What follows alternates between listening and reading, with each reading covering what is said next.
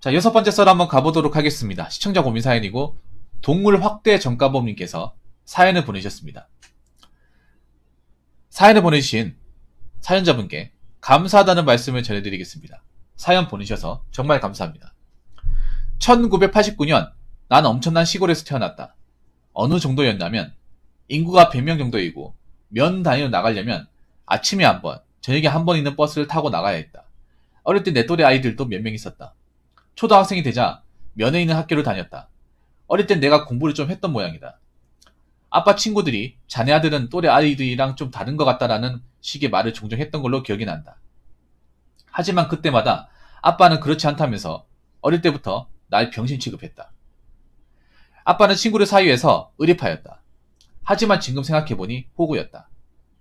내가 걸음마도 떼기 전 친엄마는 돌아가셨다. 6살 무렵부턴 지금 기준으로도 그 당시 기준으로도 빠꾸 없이 생긴 여자를 데리고 와서 새엄마라면서 같이 살기 시작하더라. 우리 집은 농사를 지었는데 그 여자는 아무 일도 하지 않았고 해가 중천에 뜨기 전에 일어나는 경우는 거의 없었다. 그리고 그 여자는 날 매우 싫어했다. 그래서 난 그 여자를 피해 다녔다. 마을에 장난기 많은 5살 터울 형이 있었는데 내가 그 형네 창문에 낙서를 했다고 거짓말 쳤다. 그걸 든 새엄마라는 여자한테 엄청나게 맞다가 도망쳤다. 그 여자가 밭에 꽂는 막대기를 뽑아 들었다. 그 당시 내 키보다 컸다. 그걸 휘둘렀는데 난 그걸 피하다가 1.5m 정도 높이의 담장 아래로 떨어져서 무릎과 손에 피가 났다. 하지만 아픔을 느끼지 못했다. 왜냐하면 내가 피한다고 술 취한 아빠가 날 쫓아왔기 때문이다. 난 그때 미친듯이 도망쳤다. 시골의 비포장도로는 여러 농기계가 지나간 바퀴 자국에 의해서 울퉁불퉁하다. 나는 그 틈에 걸려 넘어졌다. 그때 무릎에 돌이 박혔다. 하지만 여전히 아픔을 느낄 새도 없었고 미치듯이 도망치다가 높이 2m, 너비 2m 정도의 도랑에 뛰어내렸다. 그러니 6살짜리 꼬마의 근력이었다. 그 도랑을 뛰어넘으려고 하다가 결국 넘지 못하고 미끄러져 거꾸로 도랑에 떨어졌다. 물에 빠진 나를 아버지가 건져내서 매우 때렸다. 할머니는 그 모습을 보고 매우 울었다. 아빠는 친구집에 보일러를 놓는다고 농기계를 고친다고 집에 있는 돈을 가져다 주기가 다반사였다. 할머니는 돈을 숨겨두었다. 하지만 그것까지 추궁해서 받아내서는 나가서 술을 마시고 매일 취해서 들어왔고 난 매일 맞았다. 그렇게 3년쯤 지나니 집에 돈은 씨가 말랐다. 그 무렵 아빠가 집에 기름을 붓고 불을 질렀다. 할머니와 나는 우물에서 물을 떠다가 불을 껐고 아빠는 트럭을 타고 어디론가 돌았다. 그때보단 아빠한테 맞는 일이 줄어들었다. 왜냐하면 아빠가 어느 순간부터 집에 들어오지 않더라. 초등학교 2학년이 되던 해 가을집에 검은 세단 세대가 찾아왔다. 깡패였다. 집에 달린 모든 문이나 문을 다 열어 제끼며 아빠를 찾았다. 그러나 아빠는 이미 도망친 후였다. 깡패들은 소득이 없었는지 집에 말려놓은 고추며 된장, 고추장 같은 식품들과 세부치같이 고물을 팔 수 있는 모든 것들을 가지고 갔다. 할머니는 그때도 서럽게 울었다. 난 그런 할머니야 조금 떨어져 앉아 멍하니 먼 산을 바라봤다. 그 무렵 얼마나 가난했냐면 내가 동네 동생이랑 놀아주면 착하다고 그 집 어른들이 1,000원을 줬는데 그걸로 두부를 사서 식사를 해결한 적도 있었다. 취미는 당연히 없었다. 그 당시 집에는 낡은 TV가 있었는데 채널은 하나만 나왔고 지붕에 꽂힌 안테나를 돌려서 전파를 잡아야 채널이 나왔다. 보통 화면만 나오거나 소리만 나오는데 운 좋으면 화면도 나오고 소리도 나왔다. 내가 보고 싶던 만화 영화는 본 적 없고 재미없는 것들만 봐야 했다. 종종 부리우토끼 공익 광고를 보는데 저 정도면 살만하구만. 엄살이 개쩐다라는 생각을 자주 했다. 그러다 또 TV가 지직거리면 그걸 돌리러 지붕에 올라갔다가 썬집 모양, 선면 지붕이 깨져서 비 온 날엔 방에 물이 샜다. 흙집이었는데 물을 많이 먹어서인지 해야 갈수록 집 높이가 낮아졌다. 초등학교 고학년부터 수학여행 야영을 가는데 나는 참석하지 않은 적이 종종 있다.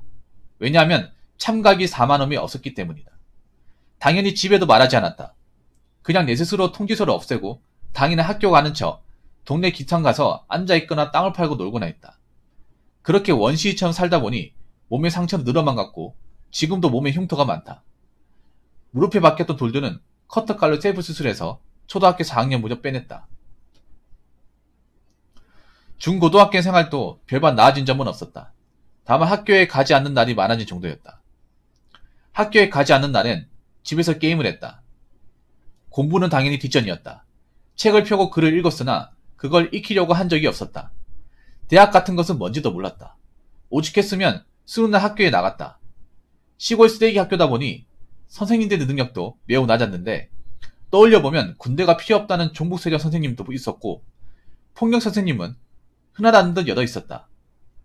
그나마 싹수가 보이는 친구들을 지고급이라도 보내야 본인들이 먹고 살 테니 나 같은 사람한테 신경 써주지 않았던 것들을 원망하지 않는다. 그런데 어쩌다 보니 마감이 며칠 남지 않은 전문대에 입학하게 되었다. 연락도 안 되던 외가 쪽 친척들 중 누군가 등록금을 대주겠다고 나선 것이다. 근데 어려서부터 노빠꾸 기질이 길러져서 인지 손 벌리고 싶지 않았다. 등록금을 이것저것 면제받아서 게임머니 판돈으로 해결할 수 있었다. 전문대 가보니 진짜 수준이 낮긴 하더라. 내가 아무리 공부와 담을 쌓았어도 저 교수한테 교육받는 것은 납득이 가지 않는다는 생각을 종종 했다. 그래서 반년 다니다가 입대했다. 군대에서도 노빠구 기질이 남아있었는지 영창에 자주 드나들었다. 훈련소 동기 중 현병이 있었는데 걔가 날 치근한 눈빛으로 봤던 기억이 난다. 영창에서 할 게 없다 보니 독서를 엄청나게 했다. 영창에서 나온 후에도 독서는 자주 했고 습관화되어서 전역하고 나서도 20살 중반까지는 책을 많이 읽긴 했다. 전역하자마자 집 나와서 자취를 했다. 다만 여기서 말하는 자취란 제대로 된 거처가 있었던 것은 아니고 여러 지역 옮겨 다니며 이 알바 저 알바 전전하며 기숙사와 고시원을 전전했다는 듯. 전역하고 나니 대학에서 전화가 오더라. 복학 안 하냐고. 고민 중이라고 했다. 그 말을 듣자 교수는 다니던 과가 없어졌다는 말을 했다. 그러면서 본인이 옮긴 과로 오면 취업이 보장된다나 뭐라나. 그런 식의 전화를 총 3번 받았는데 모두 다른 과로 옮긴 다른 교수들에서였다. 마지막에 전화 왔을 때 교수한테 개쌍욕을 박았다. 당신 같은 인간이 뭘 가르칠 수 있냐고. 애들 처음에 데리고 올 때 어디 취직시켜 주겠다는 식으로 꼬셔서 데리고 오더니 과 옮기니까 바로 취직시켜 준다는 데를 바꿔 말았냐면서. 그러고 나서 바로 자퇴를 했다. 그리고 알바를 하며 짬짬이 독학을 했는데 여러 일을 겪고 공부하고자 책을 펴니 왜 공부가 제일 쉽다는 말이 나오는지 알겠더라. 진짜 쉬웠다. 그 공무원 책을 펴니 쉽더라. 이걸 왜 떨어지지 싶을 정도로 7급 책을 봤더니 그것도 해볼만 하겠다는 생각이 들 정도였다. 그러고 보니 어릴 때 학교에서 장래희망 막 물어볼 때 외교관이라고 답했던 적이 있었던 것이 떠올랐다. 그러다가 일본 유학에도 관심이 생겨서 일단 일본어 1급을 땄다. 1년 정도 걸렸다. EJU라는 시험이 있는데 이것도 책 펴보니 별거 없더라. 와세다나 리코 정도 노려볼까 싶었다. 하지만 돈이 없어서 쿨하게 빠르게 포기했다. 전역하고 2, 3년 사회생활 해보니 공부 깨작 해가지고 성공하기 글렀더라. 적지만 확실한 소득을 주는 조소기업에 들어갔다. 그리고 시간이 남아서 토익도 900 정도 받아뒀다. 그 외에도 짜잘한 자격증도 5개 정도 더 따뒀다. 중간중간 좋은 회사도 지원해봤고 이런저런 시도를 해봤으나 잘 풀린 적은 없었다. 최고 업적이 3차 면접까지 간 것이었다. 그러다 보니 나이가 20살 후반이 되어 있었다. 그때와 이렇게 살아가지고는 답이 없겠구나 싶었다. 그래서 그냥 목숨 걸고 3천 고금리에 대출받아서 비트코인 했다가 전액을 잃었다. 통장에 100만원이 남아있었다. 그러고 얼마 후 할머니가 돌아가셨던 연락이 왔다. 집 나가던 아빠와 친척 몇 명이 모텔에 모여있었다. 장례식장을 하고 물어봤다. 장례식장에서 상 치르면 기초생활수급 없자고 해서 화장을 공짜로 할 수 없단다. 그래서 조문 온다고 했던 친구 몇 명 그대로 유턴을 시켜서 돌려보냈다. 난 그 자리에 있는 것도 기분 나빠서 집에 가려고 했다. 그런데 아빠가 말을 걸었다. 장례식 비용이 부족하니 돈 좀 내란다. 통장에서 주의할 5만원을 제외하고 뽑아서 던졌다. 그러고 난 집으로 갔다. 그 이전까진 가진 거 없고 가방끈 짧은 놈 중에선 나는 열심히 살았다고 생각했는데 그 당시 난 다 잃고 가진 게 하나도 없었고 다니던 조소기업에서도 여러 책임전가 플러스 상사들의 무능함에 질려 퇴사했다. 그리고 또 조소 전전하며 30 중반이 되었다. 조소 비정규직 알바만 전전하다 보니 이 나이 먹고는 어디 들어가기도 쉽지 않다. 약간 뭔가 소설 같네요. 약간 이게 수필 같지 않습니까? 이분이 좀 필력은 좀 상당히 있으시네요. 네. 여러분 이게 사연이 아니라 약간 그 자서전 수기 같은 거 읽는 느낌 들지 않습니까? 이거 수기에 가까운 사연이네. 귀에 쏙쏙 박히지 않나요? 약간 우리 어릴 때 왜 보면 국어책에 펴놓으면 나오는 것들 있잖아. 약간 운수 좋은 날 있는 그런 느낌이야.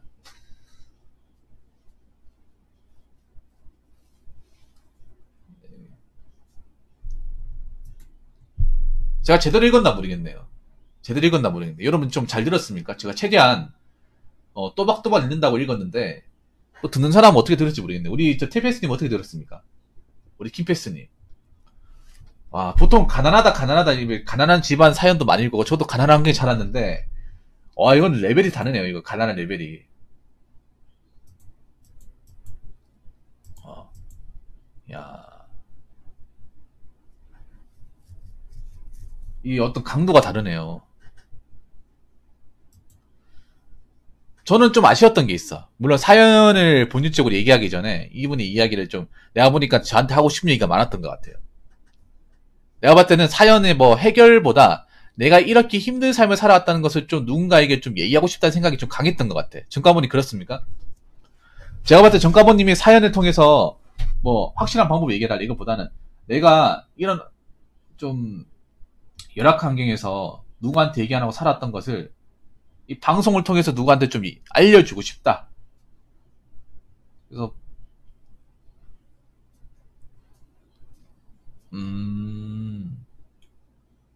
좀 아쉬운 게 있어요. 아쉬운 게. 이분이 머리가 없는 사람은 아닌 것 같아요. 근데 방향을 잘못 잡았어. 네, 방향을 잘못 잡았어요. 인정하십니까? 그러니까 이분이 중요한 게 뭐냐면 이게 그거야. 부모님의 역할, 부모님이랑 형제가 없었던 게 이분이 좀 안타까웠던 게 형이나 누나가 있었으면 좀 어땠을까 하는 생각이 드네요. 네. 그러니까 이분이 문제가 그런 거야. 뭔가 방향을 잡아줬으면 학업적인 부분이나 아니면 좀 취업적인 부분에 좀 나왔을 수도 있던 것 같은데 이분이 뭔가 기본 바탕이 없는 상태에서 뭔가 맨 땅에 헤딩하듯이 하다 보니까 그리고 이분이 또 성격이 좀 문제가 있어. 노빠꾸라고 했잖아요. 보니까 이런 분들이 보는 그런 거예요. 약간 좀 누구한테 도움 받는 건 졸라 싫어해요. 누가 봐도 도움 받아야 되는데 니까지 게 나를 왜 도와줬냐? 약간 이런 식이야. 평소에 거들떠 보지도 않으면서 니까지 게 뭐 나를 안다고 도와주려고 하는 거냐? 여기 보면 노빠꾸로 나와 있어요. 노빠꾸가 뭐냐면 그런 거예요. 남들한테 자기가 없이 살아도 남한테 도움받고 손 벌리는 건 죽어도 싫다 이거예요. 자존심 무지하게 센 거야. 예. 없으면 굶어 죽지 내가 왜 당신들한테 도움 받습니까? 아, 동생이 있다고요? 아, 진짜요? 여동생이에요? 근데 아버지가 참 못났네요. 아버지가 못났네. 약간 옛날에 단막극에 나오는 그런 스토리야, 이게. 약간 이게 사연이라기보다는 옛날 단막극 드라마, 베스트 극장 아니면 왜 TV 소설 이런 데 나오는 그런 느낌이야, 이게. TV 문학관 이런 나오는. 예, 그런 스토리에 나오는 거예요. 이런 스토리물이 있었거든요. 아역 탤런트 나와가지고. 시골 촌구석에 살아면서. 학교 못 다니고. 소여문이나 주고. 남 소일거리나 하면서 이제, 늦은 점심과 저녁을 먹고. 제대로 씻지도 못하고 약간 그런 느낌 받는 것 같아.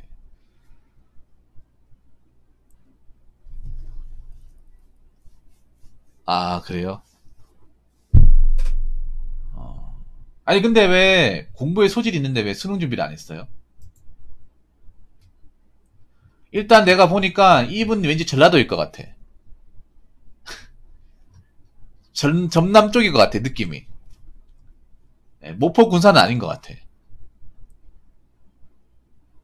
왜냐하면 어디서 내가 단서를 얻었냐 하면, 어디서 단서를 얻었냐 하면, 어디 있었지? 여기에서 단서를 얻었습니다. 아닐 수도 있고요. 예.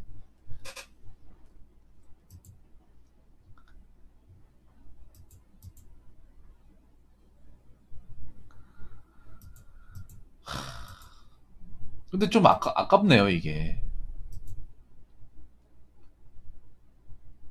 아니, 군대에서는 왜 이렇게 영창을 자주 간 거예요, 영창을. 예. 시스루님 어서 반갑습니다. 아니, 군대에서 왜 이렇게 영창을 자주 간 거예요? 영창 한 번은 갔다 올 수 있다고 보고는 좀 자주 간다 보네, 부대에서도. 보니까 부대에서 고참자들 많이 개겼나 보네. 이게 밑에 애들 갈고서 그런 게 아니라, 고참자한테 많이 개겨서 그런가. 내가 봤을 때 그래. 이분이 뭐, 누굴 밑에 사람들 갈고 갈 것 같지는 않아요.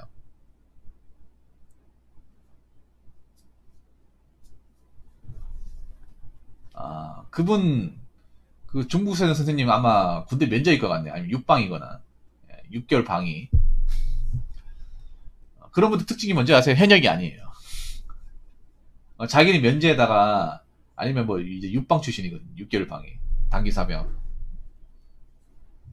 아, 가했다고요?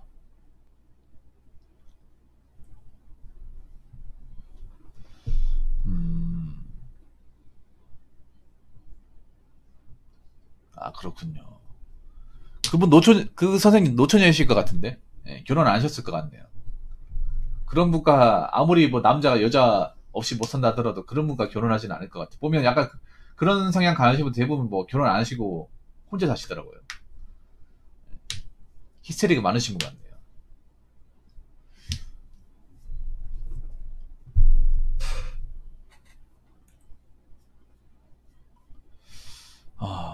이분이 누가 좀 지원만 좀 해줬어도 괜찮았겠네. 누가 좀 뒷바라지만 좀 해줬어도. 근데 님이 공무원 책을 펴봤는데 왜 공무원 시험을 안 봤어요?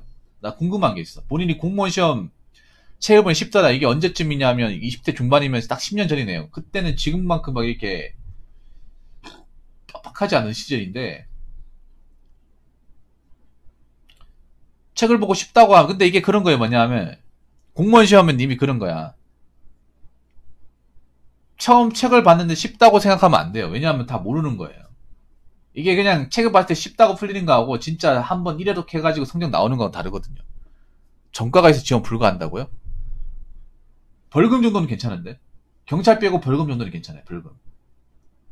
뭐 어떤 게 있는 거? 뭐 성범죄나 음주 있는 거예요? 아, 이것도 무슨 전과예요? 전과 이익 없어가지고 군대에서 영창 간 건 전과가 아니거든요, 여러분. 영창은 전과 아닙니다. 영창 10번 가도 전과가 아니에요. 산으로 가는데 아무 지장 없어요. 네.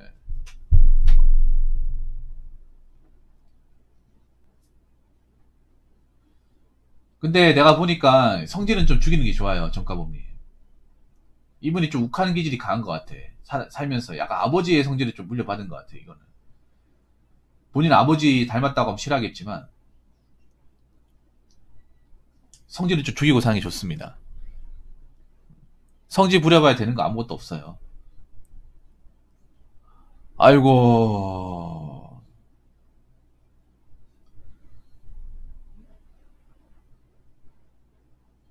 이게 정가가 아니, 여러분 이거 있잖아요. 영창 정도가 아니구나, 이게. 아, 왜 그랬어. 아유, 참. 그리고 제가 알기로는 집안 어려우면 상근은 빠지는데. 보통 집안 어려운 사람들은 현역으로 잘 안 보내요. 이미 상근을 갔으면 좀 나았을 때, 있었을 텐데.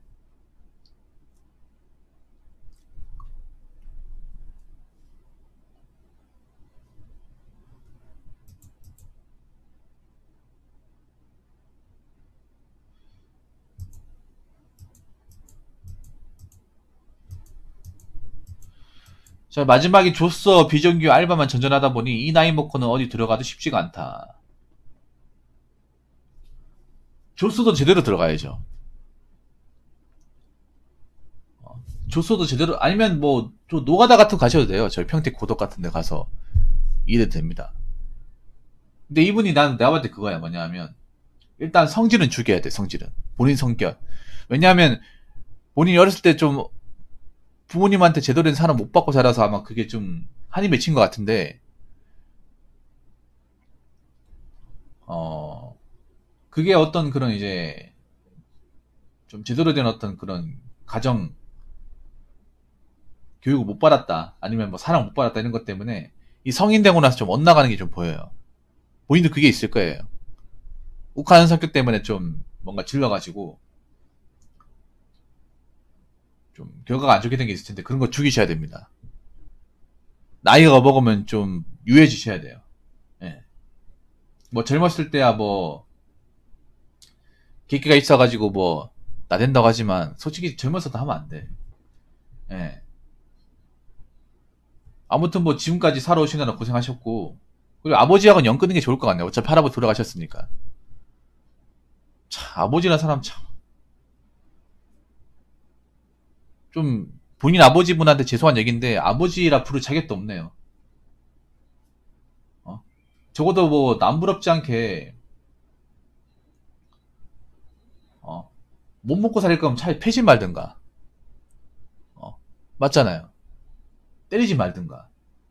할머니 못 살게 부리지 말든가. 그렇게만 했어도 이분이 이렇게 되지는 않았을 거라 생각을 하거든요. 제 생각에.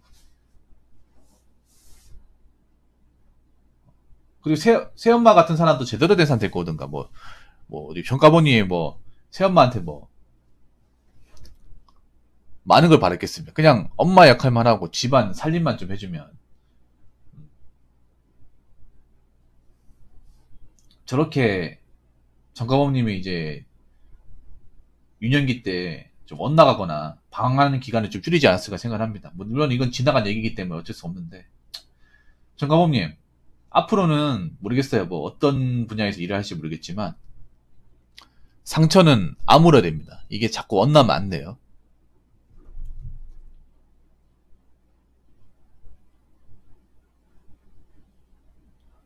그냥 연락 끊고 계시네요. 동생하고도 연락 끊으세요. 동생하고도. 왜냐하면 이건 저건 아버지가 자업자득입니다. 왜냐하면 아버지로서 노릇 하나도 한 게 없잖아요. 상처만 주고 상처만 주고 돈 달라고 한 사람인데 자기가 어떻게 보면 좀 받은 만큼 받아야죠. 준 만큼 받아야죠. 네. 이분은 더 오히려 혼자인 게 더 좋을 거야 아마. 혼자인 게. 그래서 정광훈님 아버지하고 연락 끊으시고 일단은 돈 벌어서 돈을 이제 모아요. 이제 코인 같은 거 하지 마. 그리고 코인 같은 거 하지 마세요. 코인 같은 거 하지 말고 허름한 집이라도 구축이라도 하나 마련해요. 이제는 소박하게 내 공간 만들어요. 언제까지 또 돌아 살 겁니까? 안 그래요? 어떻게 보면 아까 코인만 안 했어도 군단위 지역이면 구축은 들어갈 수 있거든요. 구축 빌라 같은 거 들어갈 수 있단 말이에요. 맞잖아요. 지금 생각해보면 좀 아쉽지 않나요? 그런 돈이? 이제부터라도 힘들게 일하더라도 투자 같은 거 하지 마요. 하지 말고 돈 모으고 내 공간 만들어요. 그래서 본인 아픈 본인이 잘 치유하고 이제 좀 해방된 마음으로 더 이상 이제 아버지에 대한 안 좋은 기억 좀 떠올리지 말고 좀 그렇게 살아요. 제 얘기 듣고 무슨 말인지 아시겠죠? 그동안 힘들게 살았으니까 어지간한 건 버틸 겁니다. 그리고 뭔가 좀 불합리한 게 있어도 참아요. 왜냐하면 이미 이제 나이가 있다 보니까 본인도 아실 거예요. 나이가 있다 보니까 조소 나가면 또 조소 갈 수밖에 없어. 왜냐면 나이가 많을수록 내가 어디 이제 지원하거나 들어갈 수 있는 기회가 점점 적어져요. 점점 적어져. 아니면 있잖아요. 그냥 괜찮은 기업이 있는데 기업 같은 데 있으면 아무데나 다 내봐요. 취업 사이트 같은 데 봐가지고 전국 단위로 그냥 다 내봐. 어디든 그냥 어차피 돈만 많이 주면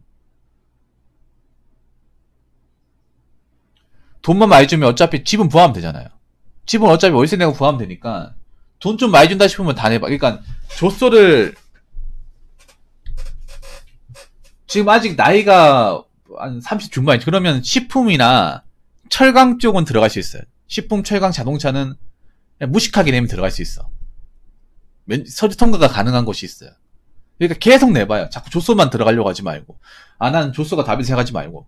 계속 그냥 미친 듯이 돼. 왜냐하면 내가 봤을 때 그런 거야. 좀 남들이 안 가려고 하는 지역이 있죠. 약간 군단이나 교통이 안 좋은데. 어차피 님 그런 데 적응하잖아요. 우리가 어차피 촌에서 자랐으니까. 그러니까 남들이 비집고 들어가려고 하지 않는 사람. 나는 그냥 난 어디든 상관없다. 돈만 꾸준하게 좀 회사가 탄탄하고 정규직으로만 해주면 일할 수 있잖아요. 그러면 다 내보세요. 다 내서 뭐 기숙사 지원 안 돼도 내가 월세 한 2, 30만 내고 살면 되잖아. 그렇게 돈 모으면 되잖아요. 내가 보니까 그런 거야. 이분이 너무 그런 거야.